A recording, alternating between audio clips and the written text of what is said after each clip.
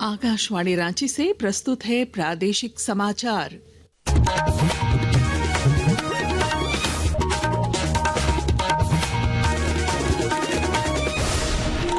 नमस्कार, प्रादेशिक समाचारों के साथ मैं पूनम केरकेट्टा।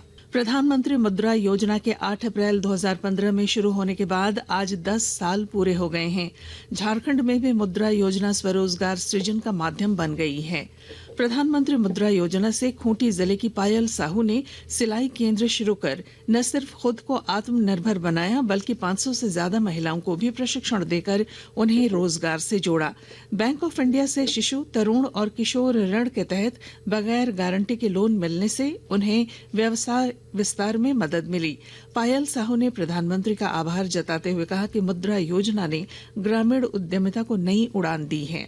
मुद्रा योजना लेने के बाद जो मदद मिला हमको, जिसकी वजह से अपना आर्थिक स्थिति बदल पाए और मेहनत करके तो पैसा भी चुका पाए और अपना बाल बच्चा का भी पालन पोषण कर रहे हैं। प्राइवेट लोन में क्या होता है ना, अगर एक दिन भी किस्ती आप नहीं भरे आके बैठा रहेगा, जब तक पैसा नहीं चुकाइएगा तब तक जाएगी। तो ये प्राइवेट लोन से कहीं लाख गुना अच्छा है हम लोग का मुद्रा लोन, जिसे हर मंथ टाइम से आप चुका सकते, ब्याज भी कम है, बहुत अच्छा है।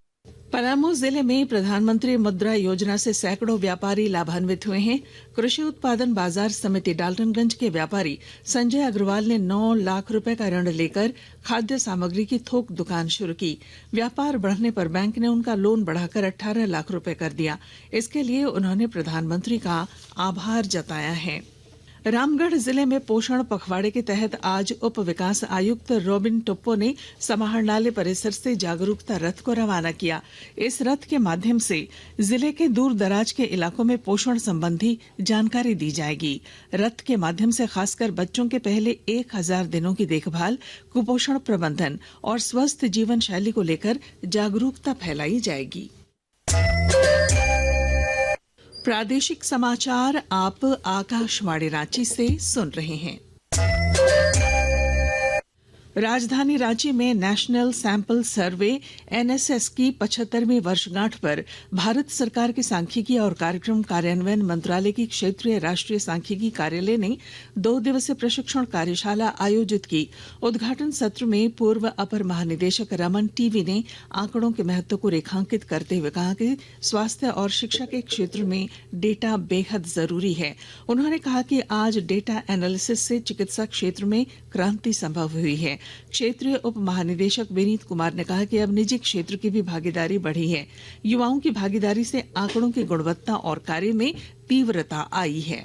जनरली जो एनुमरेटर काम कर रहे हैं वो प्राइवेट एजेंसी के नॉमिनेटेड होते हैं, तो सर्वे अच्छी क्वालिटी है, उस पर हम पूरा भरोसा कर सकते हैं। सर्वे पर फास्ट काम करते हैं। नए लड़के हैं सब लोग जो एजेंसी के थ्रू आ रहे हैं और जो हमारे सीनियर ऑफिसर्स हैं एसएस वगैरह, वो उनका सहयोग करते हैं काम करने में। तो इसलिए हम लोग डेटा अच्छी क्वालिटी का डेटा आ रहा है, कोई प्रॉब्लम नहीं है। गिरिडीह जिले में कोर्ट को जोगीटांड़ ले जाने के फैसले का विरोध शुरू हो गया है। बार एसोसिएशन महासचिव चिन्नू कांत ने प्रस्तावित स्थल को खतरनाक बताते हुए इसका विरोध किया। इधर पूर्व शिक्षा मंत्री चंद्रमोहन प्रसाद ने इसे फिजूल खर्ची बताते हुए भू धसान क्षेत्र में कोर्ट भवन बनाना जानलेवा बताया। यहाँ के सारे वकील इस बात का विरोध कर रहे हैं, इसलिए कि जिस स्थान पर लाया जा रहा है वो स्थान बिल्कुल सुरक्षित नहीं है। हम लोग का पहला प्राथमिकता है कि कोर्ट वहीं रखा जाए। अगर यहाँ कहीं बनाना है तो कम से कम इस असुरक्षित स्थान पर नहीं लाया जाए, कोई सुरक्षित स्थान पर ले जाया जाए जहाँ कोई खतरा नहीं हो। तो यहाँ पर जो है सो कोर्ट बनाना कभी सुरक्षित नहीं है, इसलिए यहाँ से हम लोग विरोध करते हैं और हम लोग मांग करते हैं कि सरकार इस फैसला पर पुनर्विचार करे।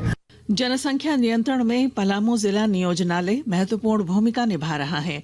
विस्तृत ब्यौरा दे रहे हैं हमारे संवाददाता।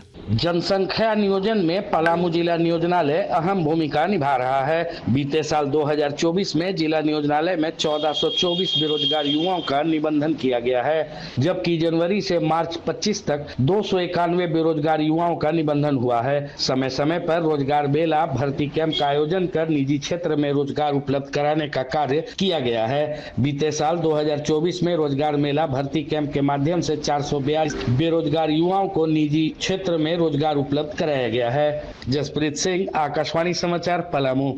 मौसम विभाग ने रांची समेत पूरे राज्य में आज से 11 अप्रैल तक आंधी, बारिश, ओलावृष्टि और वज्रपात की संभावना व्यक्त की है। इसे लेकर कुछ जिलों में येलो और कुछ में ऑरेंज अलर्ट जारी किया गया है। और इसके साथ ही आकाशवाणी रांची से प्रादेशिक समाचार का ये बुलेटिन समाप्त हुआ। अगला प्रादेशिक मुख्य समाचार शाम 4 बजे प्रसारित किया जाएगा। नमस्कार।